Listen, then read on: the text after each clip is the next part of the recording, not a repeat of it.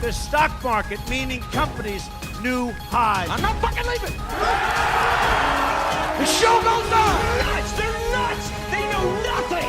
An online network called Internet. Well, it's very hip to be on the internet right now.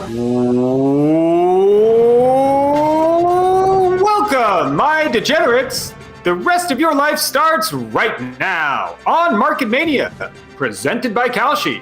The no bullshit approach to all markets, including election betting, cryptocurrency, and the largest casino in the world, the U.S. stock market.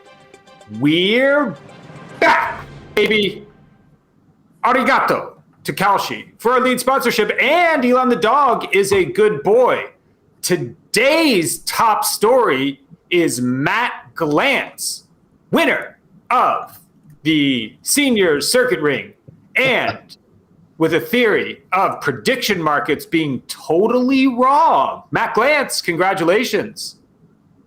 Thanks, Mike. All right, to start, this is a theory I've been working on. I've been trying to figure out the betting markets. You know, I've been trading derivatives for 30 years.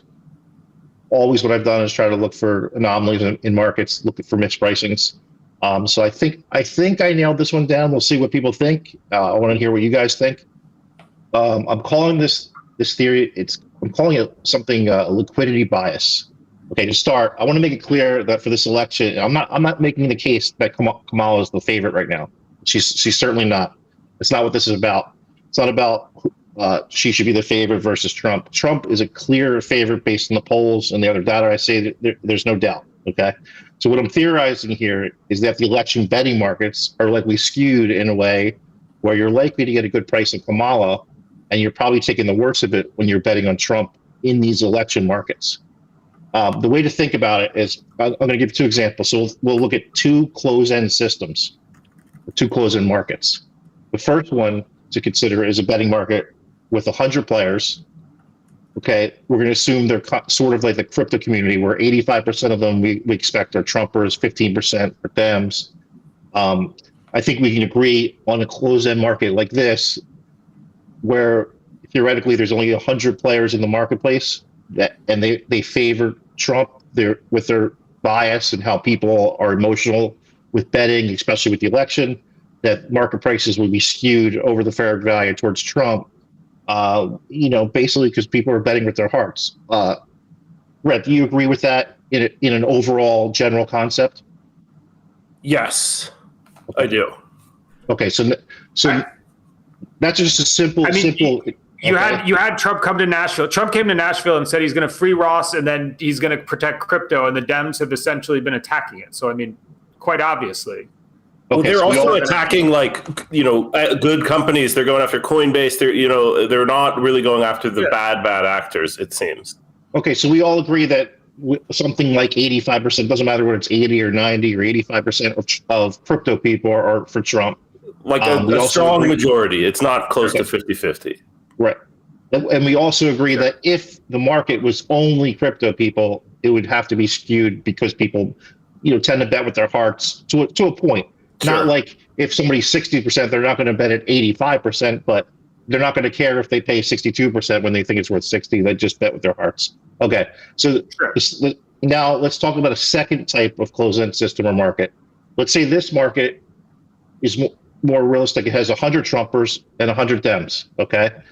For our purposes here, each side, the 100 Trumpers and the 100 Dems have the same net worth. So we're just saying everyone has the same amount of money. There shouldn't be any kind of bias or skew.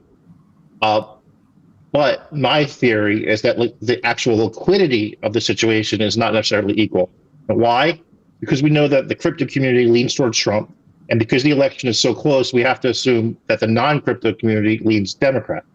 Okay, or else if that wasn't true, then Trump would be a massive favorite, somewhere like 75 to 90%. But that's not the case. So now, if we assume we have 100 equal players with equal net worth on each side, what can cause a difference in the betting market liquidity? Mike, you're a crypto guy. I'm an old school non-crypto guy. Everyone knows that. Sure. So from a logistics standpoint, how much easier would you say it is for you to get funds on an online betting site than it is for someone like me? Yeah, I mean, there's two things that you got going on there. I mean, one, Quarter of a you second, see honey. difference- Kalshi is obviously a fiat site. And then, you have others that are, that are crypto, easy to ape in crypto. And then you see a difference in price between the two of them. I mean, is that what you're getting at with this? Is that So when it's that's where I'm getting at. But my first point I'm trying to make is, for you, it's just so easy for you to just sip some Bitcoin or, I don't know, ETH, whatever it is, to one of these sites and just put it on in less than a minute, and then you could be betting, you could be fully funded and betting on any of these sites like instantly because you're a crypto guy. Yeah. For me, it's almost as if it's a better system. Right. Well, that's another point. But in this area of the election betting, for me, a guy that's not a crypto guy, who's more likely to not be leaning Trump, to be leaning Kamala, it might not be worth the hassle for me I don't want to wire 50,000 to a site and it takes a couple of days or ACH it, whatever. And then, I'm throwing cash in the site. I mean, I'm a big bettor, I'm a big guy in the gambling community. So I like to bet. So for me, I'm doing it either way. Doesn't matter. But for the regular guy out there that doesn't have crypto, he's much less likely to go on one of these sites and put election bets down. So because of that, we're going to say the crypto community leads Trump. We already discussed that. It's much, much easier for any crypto bro like Micon to move their money to a site to bet. This naturally boosts the market towards Trump. But the combination of the two scenarios where crypto people lean Trump, crypto people it's much easier for them to put money on the site. They kind of feed off each other. It's a noticeable effect. And this is evidence. This is what Micon was bringing up. This is evidenced by the Kalshi markets, which is the first U.S.-based election betting site, which is legal and is predominantly, U.S. dollar based. I don't think anybody's really sending crypto to them. I don't know if you're allowed even. And I think you have to be an American to use Kalshi, or maybe at least in America. I'm not sure. So clearly, their clientele, their accounts are cash based, lefter leaning than crypto people, and Kalshi markets are consistently showing 3 to 6 percentage points lower than all the election betting sites that use crypto predominantly. So it's consistent. It's been consistent between 3 and 6 points, and I think that's going to lead up to the election. So what I'm making the case for is that when you're betting, obviously, if you want to bet Kamala, you want to bet on a crypto site. Now, obviously, if you want to bet Trump, you're going to get a much better price in Kalshi just because there's dynamics. So we got a question from the chat, Matt. What do you make of the fact that the polls, you mentioned the polls just now, the polls in every election, this is from Greg, the polls in every election that Trump has been in have been skewed significantly wrong in the same direction?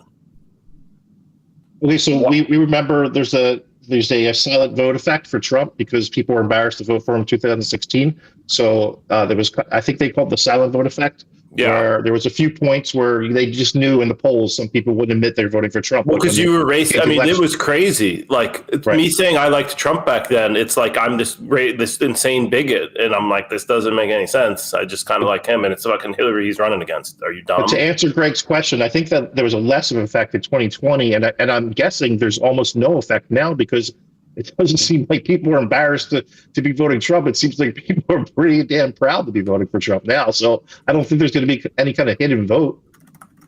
I don't see that being an effect in 2024. Yeah. But let me get your thoughts, Mike, on the effect of the betting markets. And I want to repeat once more: we're not saying that Trump shouldn't be a favorite. Trump is definitely a favorite. We're saying that when you're betting, you have to consider these things. Is the market bias? Is the market leaning in your favor when you make that bet? I don't think there's much. I don't think there's much here with the. I mean, I think that you have. Yes, I think we see that in the non-fiat betting markets. What you just said, and I think that when you offer a price of if something's really wrong, let's just say something's wrong. There's people there's Democratic leaning people with big pockets. We can agree there. And then that some of them at some level, like that don't want the good price. I mean, that are willing to jump through like the pretty easy hoop you said. I mean, you could grab 50,000 USDC if you had to, or whatever. I mean, if you can make a couple calls, and anybody can do it on an exchange pretty easily. So, I mean, it's shocking to me that no one would come and bet down the bad number, I guess. I guess just the one antithesis to your point. So, the reason that it doesn't happen that as much as you think, it would happen if the spread got super wide. So say the spread was 15 points between kalshi and the betting markets overseas. For sure, that would close because big firms would take advantage of that and buy in kalshi and sell overseas. But for a guy like me or you, 3 points, 4 points, is it really worth transferring money, paying commissions, taking site risks? Like kalshi is nice because it's U.S. based regulated sites. So you don't really have much risk there. But if you buy there, you say you buy Trump on kalshi and you sell Kamala on overseas market, you have to really be concerned about that site not paying you or taking a different tact on the result of the election, or just folding. So there are risks. It's not that easy. For 3-4 points, it's probably not worth it.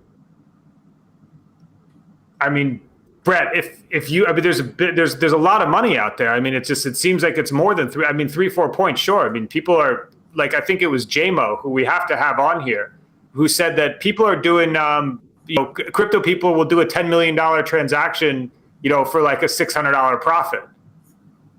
Okay, so Mike, to remember, you can't do crypto on both sides of this. That's the problem. So it's a little more complicated, and there's more costs and commissions and hassles. With that, I want Tony, if you could, grab the swing state market, because we need to kind of take a look at this. We need to check this out, because I think, let's just say that Glantz is right. Then, I mean, to be fair, then kalshi would be the better predictor of the true odds. I mean, if you're right. Well, Mike, I got to think that kalshi is probably lean the other way for the same reason. So it's probably somewhere in the middle of the true odds. Which it's close enough. Honestly, both sites are like really every prediction market is essentially close enough that yes, there's a couple points difference, but we can essentially see the Trump bump everywhere. And this market started at 50-50, which is brilliant, that we started Market Mania 2.0 at almost exactly 50-50 for the general. Brett, when you look at these swing states here, you have all the swing states here. Arizona is basically red. Georgia is basically red. I mean, it seems like it would be weird. Michigan and Wisconsin are coin flips right now. And I don't know if Nevada even matters anymore. And then Pennsylvania. I'm sorry. Well, no, 6 votes. All right, so swing state showdown. So Elon is giving out $1 million a day to a random person in a swing state. I got my clock set for tomorrow. Nevada opens up. And if you sign this petition, he picks a random person that's a registered voter in a swing state that signs this petition, and you get $1 million. He announced it over the weekend. He was doing a town hall, and a random guy in the audience won the first $1 million. So, of course, Mark Cuban, all these other guys are up in arms, like this can't be legal. I think it's interesting because money has always been in politics. I mean, George Soros and Alex Soros, his kid, he's taking photos with all the politicians in his Manhattan penthouse, right? So Sheldon Adelson, we all know a lot about him. Money's always been in politics on both sides. It hasn't been this out in the open, which I kind of like, where Elon is saying, like, fuck this. Like, you guys can do all this shady back behind the scenes stuff. I'm just going public with it. Here's $1 million a day to whoever wants to come get it or is lucky enough to get it. Like, I'm going to sign the thing. I'm going to throw my hat in the ring. Why not? Okay, so that's great. I hope you win the $1 million, Brett. I want to see what happens when how. I'll tell you this: there will be signs in the emoji meme coin market. Yep. The bag of dog. You're gonna have a big bag of dog after that $1 million. You're gonna have 20% of the supply. So can we play some little 270 to win? This is a great site. Thank you very much for making Wisconsin and Michigan blue. Can we just go Georgia red and North Carolina red? I mean, because just based on all the prediction markets, that just looks red and red. And then now, let me get Pennsylvania as gray, just so we don't win immediately. And then you could see that you have Arizona's red too. Arizona's just red, unless you get Maricopa County. But it's in any scenario like this, then Nevada doesn't matter. Sorry, Brett. I'm sorry. It all comes down to Pennsylvania. I'll vote for Jill Stein then. It makes my Jill Stein vote even more impactful. Glantz, what do you think? I mean, Glantz, is there any any world where we're just not sweating Pennsylvania for the general on the 5th? Pennsylvania is the most important state by far. That's why Elon Musk is in Pennsylvania for 2 weeks. That's why Trump and Kamala are in Pennsylvania the last 2 weeks. I don't even think they've left Pennsylvania. They're there every day. Trump with the McDonald's was just A+. He's such an elite troll because Kamala claimed to work at McDonald's. He said she's never worked there. So he does a 15-minute shift at McDonald's, and then he's like, I've now worked more at McDonald's than Kamala has. Just A+ troll. And I think that it was very smart. I actually bought some McDonald J. Trump over on Bitcoin Runes, which was created before he did this. So it's a good name, McDonald J. Trump. So I fired a little in just as a... No, I mean, that's great. Great investing. Great fucking investing, Brett. How much would you need to have, Matt, to buy some McDonald J. Trump coin? There we go. Sure.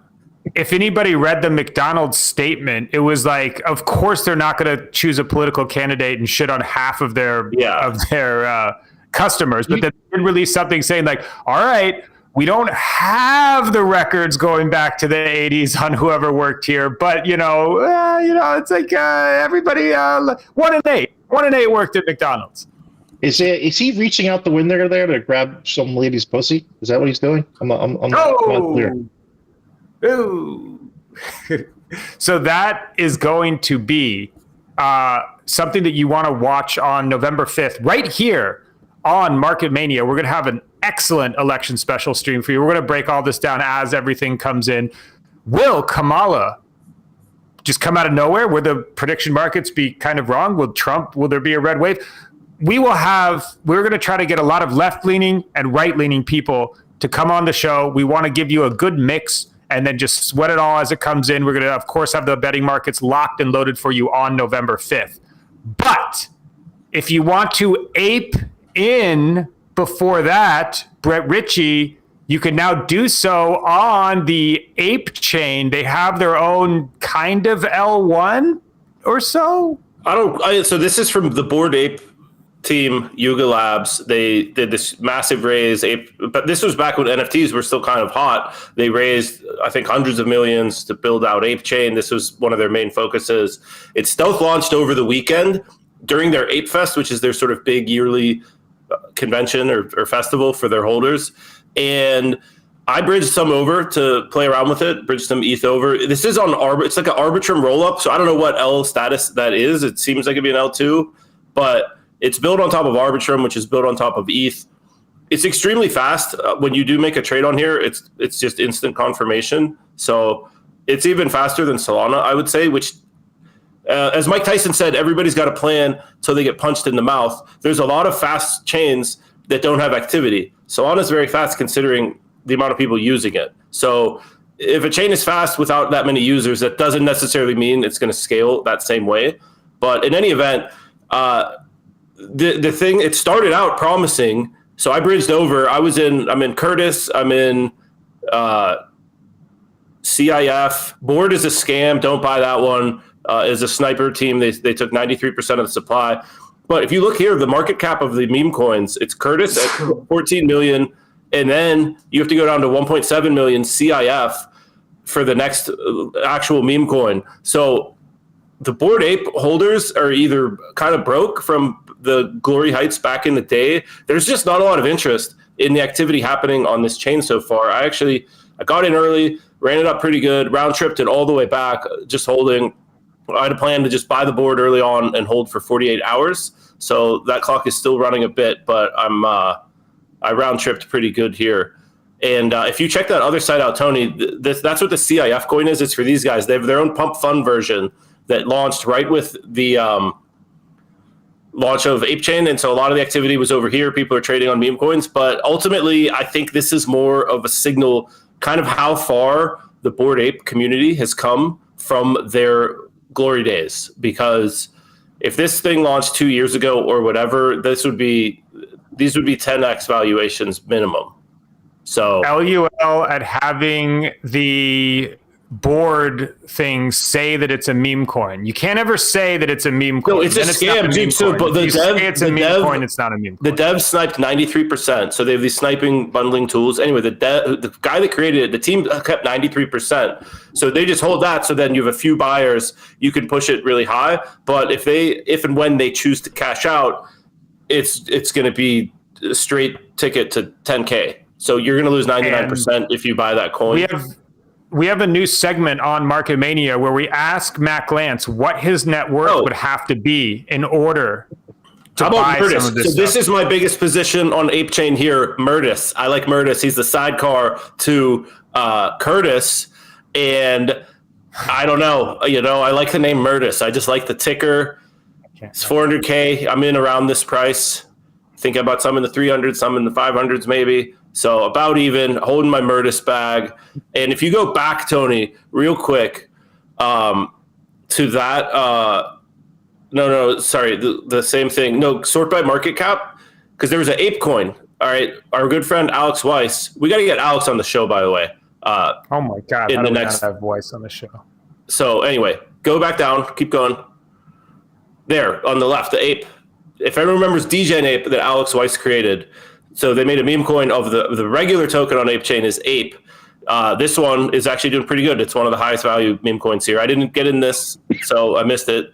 But I like that. If I were going to buy another coin on here, I'd probably buy that one.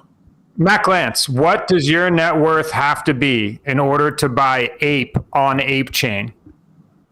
If I was GMO rich, I wouldn't put $1 into this stuff. This is nuts. I don't even know what you guys are talking about in the last 5 minutes. No, I have zero clue what just happened in the last 5 minutes. Ape season. All right. So with that, we are going to move on to, I believe, if I see silver on the menu, it's got to be Tony the producer. Everybody knows. You know it is. Brett Richey's correct. Tony the producer, welcome to your show. And tell us what the silver squeeze what is this? What is this nonsense? No offense. Well, here's a meme coin that I think Matt Glantz can even understand. I don't know if you remember around the GME hype last time Market Mania launched. Of course, it was running up, but along beside it was some talk of a silver squeeze happening. Now, I was really excited about that because I know that silver is the actual asset that will tank the banks, not the GME short squeezes or anything. And it had a little bit of a run last time, but it sort of lost some steam. But now I see silver is making a big comeback and has been for a while. I've been calling to buy silver for a long time. But last week, you may remember, I had a Bank of America short through the week, and that didn't quite work out. You would have ended up down or even if you'd follow my advice last week, so apologies for that. But one of the things that spawned that short was the fact that Bank of America is one of the banks that has the largest short position, or at least rumored to have, an 800 million ounce short position on silver. So when you start to see silver running, you have to look at the health of the banks, and then you have to look which banks have the biggest short positions. Bank of America is one of those, and I'm still saying short Bank of America. Maybe don't buy options with a time to expiration and have to sweat that theta decay, but if you just buy and hold silver, that is a great way to short the banks, especially Bank of America. I mean, this is saying they've got about 800 million ounces in physical silver, and that's up almost like 40x from previous years. So I'm looking at Bank of America here. This was them basically last week, kind of ending the week even, but between the silver short position they hold and the unrealized bond losses they have, if you look at our Mania watch over there, the 10 years trading like a low-cap shitcoin these days, going up and up and up, that means bond prices go down and down and down. Stay with me here. If bond prices go down and your Bank of America holding on to a bunch of unrealized bonds and the prices go down and your unrealized losses continue to go, that's fine until you sell. But if there's a hint of a liquidity crisis, all of a sudden you've got billions and billions of dollars of derivatives of bonds and derivatives on silver shorts that are going to come home, and a silver short could really create a liquidity crisis, which could create a bond crisis, which could topple a lot of major banks, which is why I continue to short them, and specifically Bank of America. So I know I threw a lot out you out there. Long story short, just buy some silver, help me squeeze this thing. Let's put the heat on those that really deserve it. I'm out of here. So this is like combining two of your loves in life. You get to short the banks and go long on silver. It's a perfect trade for you. That's right. That's right. What do you think, Matt Glantz? Is it ever going to happen? Are we going to see a bank that's too big to fail get failed, or will they just backdoor that out if the silver thing happens and it all? I mean, they never close in the Bank of America. After hearing this, I'll give Tony some advice. Stick to the producing. Oh, and with that, we are going to move to the. Oh wait, hold on. The safety glasses need to come on before we move to the Market Mania pick of the day.